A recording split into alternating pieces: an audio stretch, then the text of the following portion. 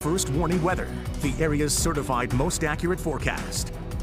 And I just want to point out that if anyone is actually needing any assistance with anything pertaining to the flooding, you can call 211 and, that will connect them to resources that they need. But man, we have had a week. Really thinking of those folks that are hardest hit and that have lost everything. It's just so sad to see. I know we're all tired, but can't imagine what those folks are feeling, especially with the flooding threat increasing this weekend.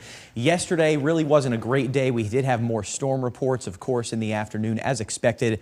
Hardest hit areas were Addison and Rutland counties, but we also had a couple of reports of some funnel clouds and trees down right near the Waitsfield area in Washington County. So several trees reported down at 708. There was even some trees reported down at Five Tree Hill County Park there in Williston just before 6 o'clock p.m. And also some of these storms produced some pretty large hail in North Hudson, right along the Adirondack Northway. The Frontier Campground reported quarter-sized hail. That was an estimate from radar about 5:42 yesterday evening. So a very busy day in terms of the weather. Today should be a little bit drier, but we're not totally out of the woods in terms of thunderstorm development. Storm tracker's quiet now, just a mix of sun and clouds across most of the region. The only rain we're seeing is down in Cheshire County in New Hampshire, some showers scraping by the Brattleboro area. Other than that, we're dry right now, but it certainly is muggy, especially down in central and southern Vermont. Dew points well into the 60s to near 70. It's a little bit better there in Saranac Lake with a dew point of 59, but the humidity increases in a big way this weekend once again as the flow turns back to the south. So as far as today goes, do expect some more showers and thunderstorms to pop off, especially after 3 or 4 o'clock. So by 5:30, it could be a very wet commute in some areas, particularly in the Champlain Valley, and then heading into the mountains thereon after.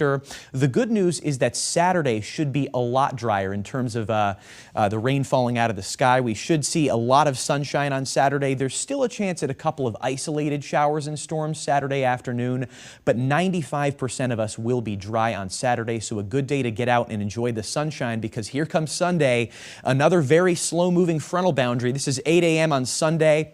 You could see heavy rainfall already getting its way into northern New York, pushing into the Champlain Valley by midday and then exiting into eastern Vermont by mid to late afternoon. It's a slow-moving front. Thunderstorms will move over the same regions several times, and because of that, we are paying very close attention to the flash flooding threat once again.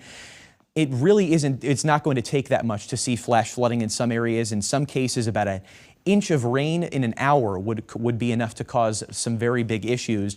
And you can see the rainfall through Sunday is projected to be well over that in some cases. In fact, some areas could pick up 3 to 4 inches of rain by the time we get to Sunday evening. Now, these numbers in towns aren't meant to be exact. It just gives you an idea that some areas will come out winning the rain lottery, and some areas will come out just maybe mostly dry. So it's one of those afternoons or one of those weekends where we really got to pay attention to the forecast, especially on Sunday. Saturday is your day to get out and enjoy the day. Plenty of sunshine. It'll be very warm and humid though, upper 80s to near 90. And then here comes Sunday with the showers and thunderstorms.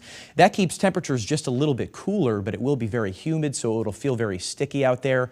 And we're going to watch for localized flooding very closely. So there's your weekend forecast. You can see Sunday has the impact icon. We've even got the impact icon for today for those showers and thunderstorms. Monday should be a dry and warm day once again. And then we've got yet another rain chance on Tuesday. That could cause flash flooding as well. Dry on Wednesday. And then we're still watching some more showers and thunderstorms to end next week. Sarah Beth?